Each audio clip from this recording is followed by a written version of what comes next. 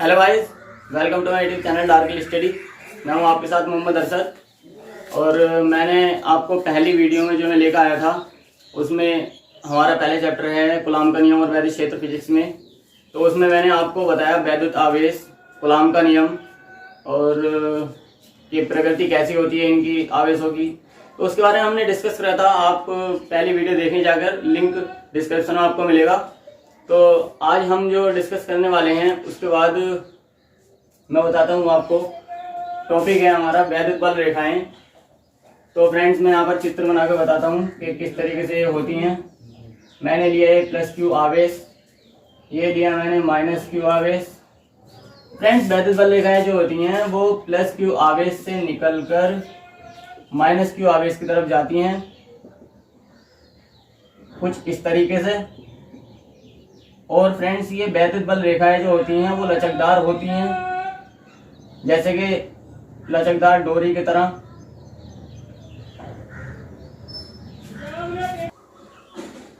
Friends, इनकी भी एक विशेषता होती है जो कि मैं आपको बताता हूँ। तो इसमें सबसे पहली विशेषता इनकी होती है कि ये धन आवेश से वैद्युत बल रेखाएं धन आवेश से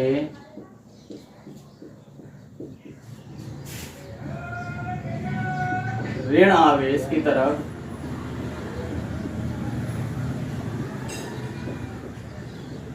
प्रवाहित होती हैं। तो पहली विशेषता तो इनकी ये हो गई कि ये धन आवेश जो है प्लस का, वो ये धन आवेश प्लस का जो है ये इससे इधर की तरफ प्रवाहित होती है, मतलब माइनस के ऋण आवेश की तरफ प्रवाहित होती हैं। तो दूसरी विशेषता जो हो जाएगी इनकी, दूसरी विशेषता हो जाएगी वैद्युत बल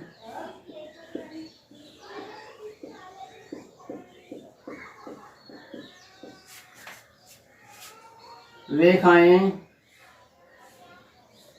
कभी एक दूसरे को प्रतिच्छेद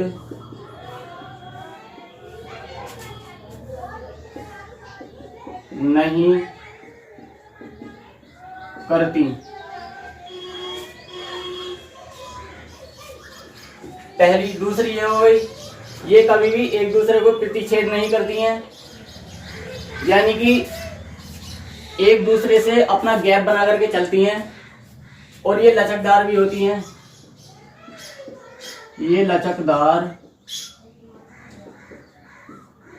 डोरी के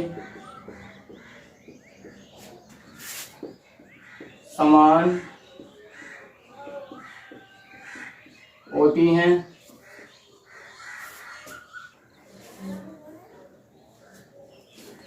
तो वैद्युत बल रेखाएं कभी भी एक दूसरे को प्रतिच्छेद नहीं करती हैं। तीसरा है इसमें वैद्युत बल रेखाओं पर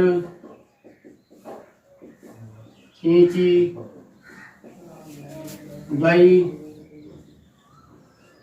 स्पर्श रेखा वैद्युत बल की दिशा को प्रदर्शित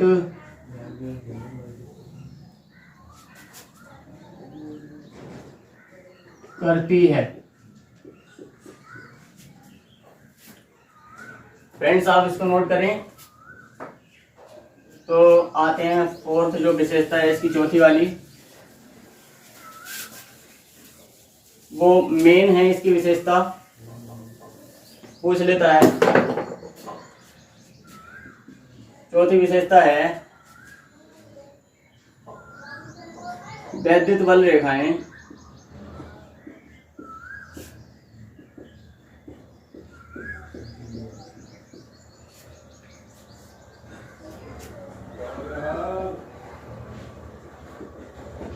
प्रतिच्छेद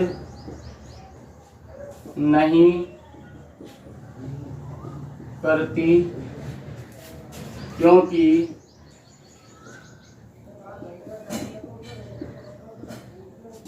प्रतिच्छेद बिंदु पर दो स्पर्श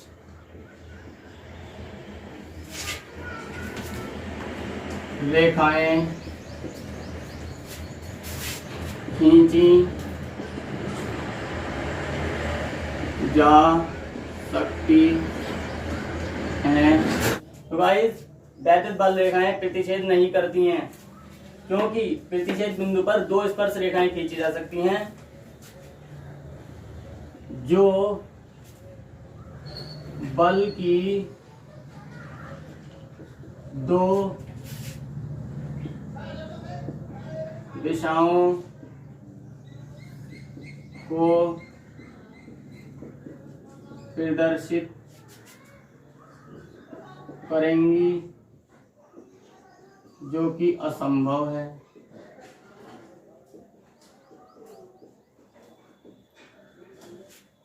तो ये थी कुछ महत्वपूर्ण विशेषताएं इनकी वैद्युत बल रेखाओं की। आप इनको नोट करें। मैं चलता हूं नेक्स्ट टॉपिक की तरफ। और फ्रेंड, नेक्स्ट टॉपिक है हमारा वैद्युत क्षेत्र।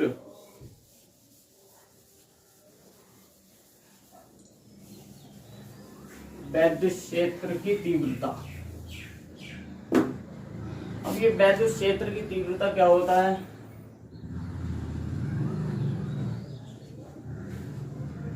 वैद्युत क्षेत्र की तीव्रता, इसे ई से डिनोट करते हैं। वैद्युत क्षेत्र की तीव्रता होता क्या है, मैं आपको एक फॉर्मूला देता हूँ, उसके अनुसार हम बना सकते हैं। अगर हम ओरिजिनल वाली डेफिनेशन हम भूल जाते हैं तो इसके अनुसार हम बना सकते हैं E = F/Q से। तो E जो है वो है वैद्युत क्षेत्र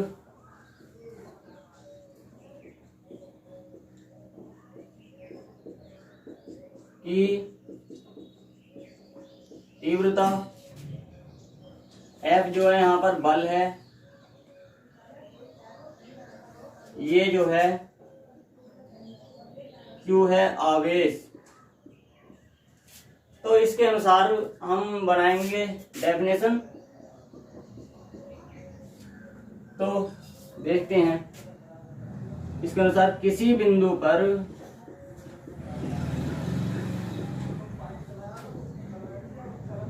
किसी आवेश बिंदु पर हम लिख लेंगे, किसी आवेश बिंदु पर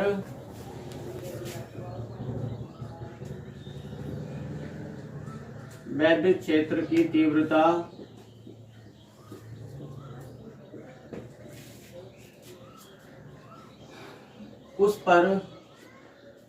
उस बिंदु पर लगने वाले बल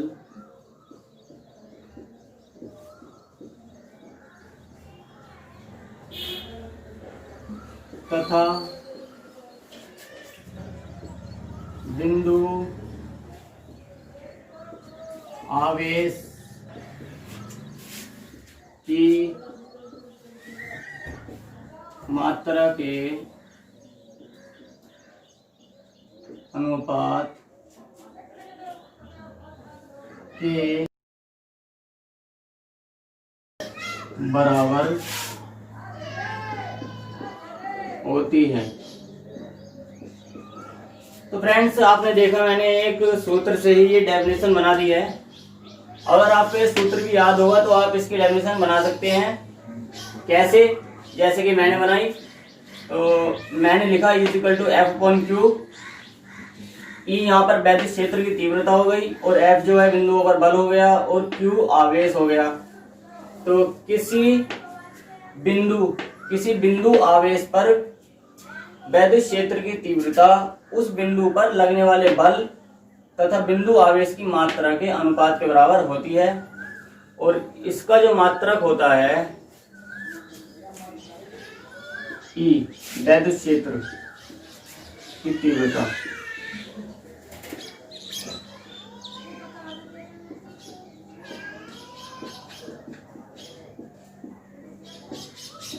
का मात्रक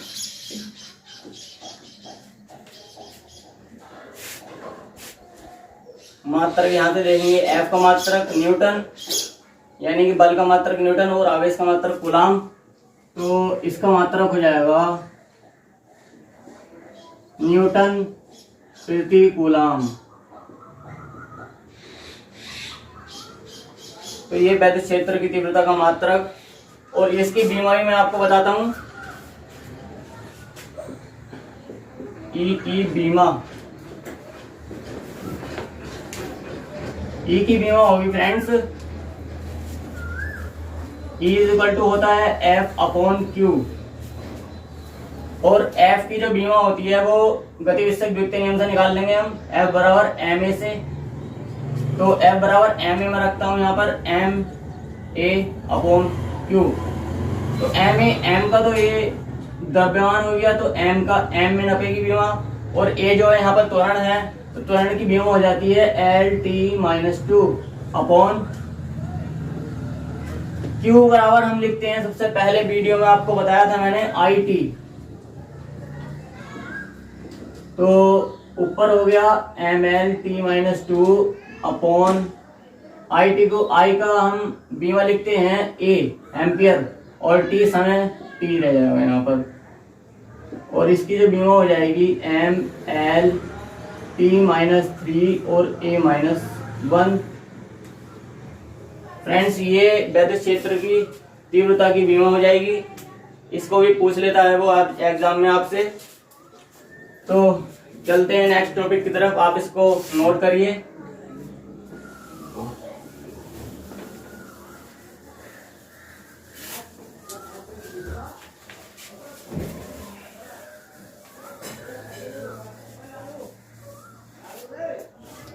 तो फ्रेंड्स, वैद्युत क्षेत्र की तीव्रता के बाद हमारा टॉपिक आता है किसी बिंदु आवेश पर वैद्युत क्षेत्र की तीव्रता।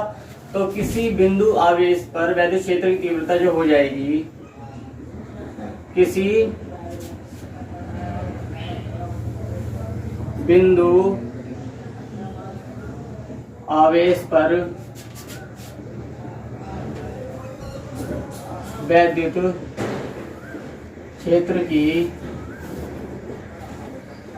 तीव्रता, किसी बिंदु आवेश पर वैद्युत क्षेत्र की तीव्रता, ये हमारा टॉपिक। तो इसके लिए सबसे पहले मैं चित्र ही बनाऊंगा। मैंने आपको पहले ही बताया था कि इसके लिए चित्र की आवश्यकता बहुत ही होती है। तो मैं इसमें चित्र में बनाता हूँ। मैंने लिया एक आवेश Q और दूसरा आवेश मैंने लिया बिंदु P पर, ये है बिंदु O पर, ये है Q0, और बल लग रहा है इसको इधर को। फ्रेंड्स, ये दूरी मैंने ले ली R। तो इसके अनुसार देखते हैं भाई, मैं पहले तो थोड़ी सी थ्योरी लिखूंगा इसके बारे में कि माना एक बिंदु O तथा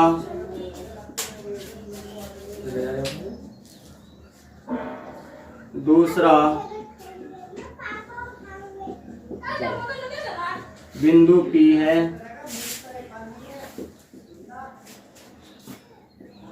बिंदु O पर आवेश Q तथा बिंदु P पर आवेश Q0 है, और बिंदु O से P तक की दूरी R है। तो कूलाम के नियमानुसार बिंदु O से P पर बल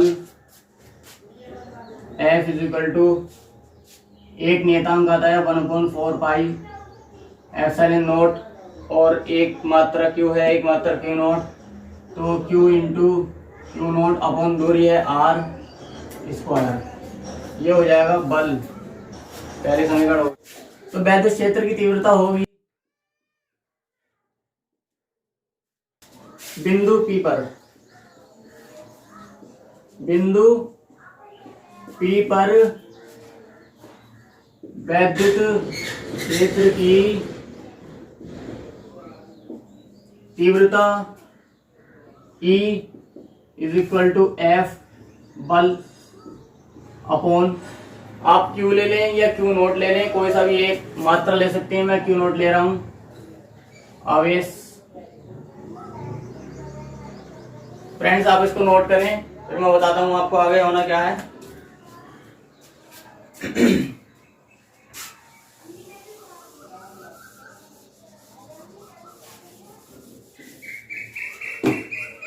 इसके अनुसार E is equal to F मैंने समीकरण 1 से रखा, समीकरण 1 से F का मान रखने पर, तो F का मान है 1/4 pi epsilon not Q into Q not upon R square, और इसके जो अपॉन में है वो Q नॉट। तो इस Q नॉट से जो है Q नॉट कैंसिल हो जाएगा और ये बचेगा हमारा 1/4 pi epsilon not into Q upon R square. ये होगी वैद्युत क्षेत्र की तीव्रता, और इसका मात्रक हम लिख देंगे न्यूटन प्रति कूलाम। फ्रेंड्स इसको नोट करें और चलते हैं नेक्स्ट टॉपिक की तरफ।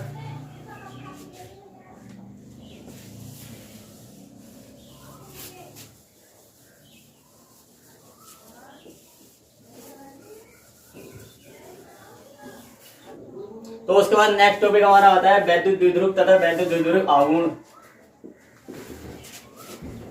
नेक्स्ट टॉपिक है वैद्युत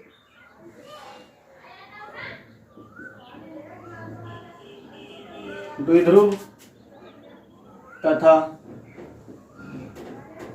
वैद्युत द्विध्रुव आघूर्ण। तो इसके लिए भी मैं एक चित्र बनाऊंगा जिससे कि आपको बहुत आसानी से समझ में आ सके। पहले वैद्युत द्विध्रुव में आपको बता देता हूँ होता क्या है। फ्रेंड्स वैद्युत द्विध्रुव होता है, मान ले एक ऐसा निकाय जो दो आवेश हैं उसमें और वो एक दूसरे से अल्प दूरी पर स्थित हैं। तो वैद्युत द्विध्रुव होता है जैसे कि आप सेल मान सकते हैं, आपने देखा होगा बैटरी में सेल डालते हैं आप, उसमें एक प्लस चार्ज होता है एक माइनस चार्ज होता है, उसकी जो बीच की दूरी है उसे अल्प दूरी कह देंगे हम। तो वो एक तरीके से हमारा वैद्युत द्विध्रुव बन जाएगा। तो यहाँ पर प्लस क्यू हम लेते हैं और ये जो हो जाएगा ये माइनस क्यू हो जाएगा, माइनस क्यू, ये हो जाएगा हमारा वैद्युत द्विध्रुव। इसकी दूरी ले लेंगे 2L, मध्य बिंदु रख देंगे O। तो यहां से जो दूरी हो जाएगी L और यहां से भी जो दूरी हो जाएगी वो हो जाएगी L। तो इसके अनुसार वैद्युत द्विध्रुव मैं लिख देता हूं पहले, वैद्युत द्विध्रुव। इसकी डेफिनेशन में पहले बता देता हूं आपको। कोई ऐसा निकाय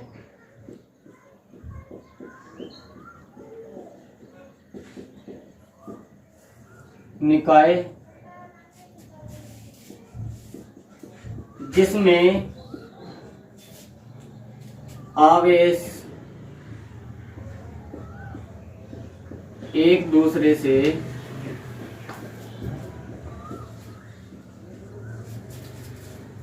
अल्प दूरी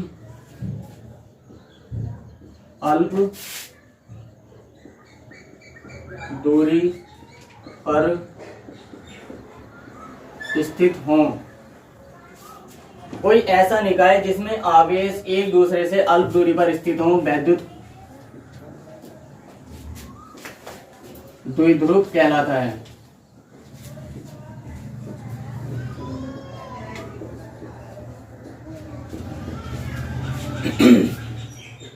अब बात आती है वैद्युत द्विध्रुव आघूर्ण की। तो वैद्युत द्विध्रुव आघूर्ण में लिख देता हूं, वैद्युत द्विध्रुव आघूर्ण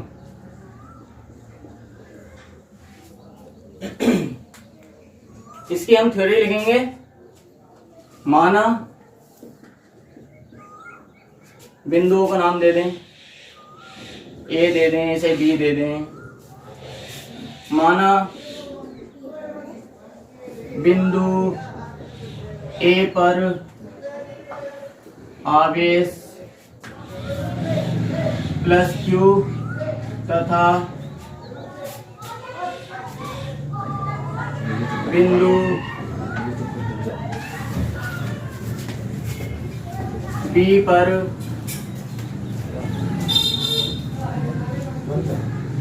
आवेश माइनस क्यू। फ्रेंड्स, ये प्रगति दिखाने के लिए मैंने करा है, ये प्लस क्यू है, ये माइनस क्यू है, तो ये प्रगति दिखाने के लिए मैंने करा है बी पर आवेश माइनस क्यू। तो आवेश माइनस क्यू है तथा बिंदु ए से बी की दूरी 12 है, तब निकाय का आघूर्ण। फ्रेंड्स, इसको डिनोट करते हैं हम पी से। पी ये होता है बिंदु आवेशों के बीच की दूरी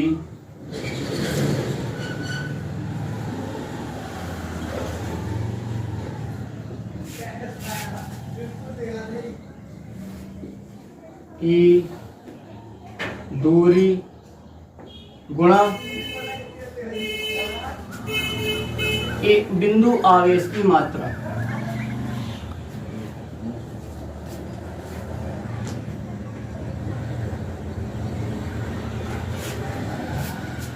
तो P यहां से हो जाएगा, P इक्वल टू हम लिख सकते हैं बिंदु आवेशों के बीच की दूरी मैं आपको बता चुका हूं 12, तो 12 में ऐसे लिख दूंगा। और बिंदु आवेश की मात्रा हम ले लेंगे, कोई सी भी एक Q ले लेंगे। तो ये जो हो जाएगा P इक्वल टू हो जाएगा हमारा 2QL के इक्वल। ये होता है हमारा वैद्युत द्विध्रुव आघूर्ण। तो इसका मात्रक भी मैं आपको बताता हूं। P का मात्रक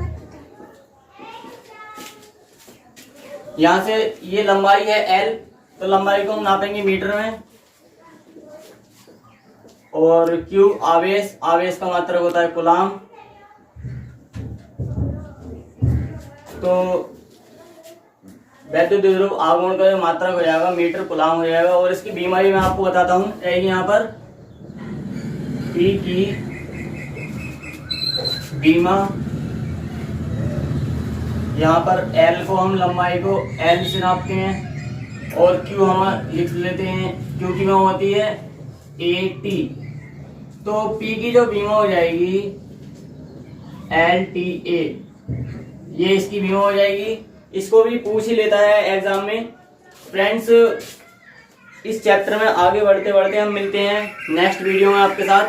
और इस चैप्टर को हम फिनिश करने के बाद आपको एक स्पेशल क्लास दूंगा जो कि बीमाओं की होगी। ओके, उसमें मैं आपको एक ट्रिक बताऊंगा, नया तरीका बताऊंगा, जिससे कि आप बीमा को 4 से 5 सेकंड के अंदर सोल्व कर सकते हैं, निकाल सकते हैं। तो बहुत ही स्पेशल क्लास होने वाली है वो। एंड मिलते हैं नेक्स्ट वीडियो में। हमारे चैनल को सब्सक्राइब करें और शेयर करें, कमेंट करें और बेल आइकन को जरूर दबाएं, जिससे कि हमारी जो वीडियो का नोटिफिकेशन है वो आपके पास सबसे पहले पहुंच सके। And thanks for watching my video. जय हिंद, जय भारत।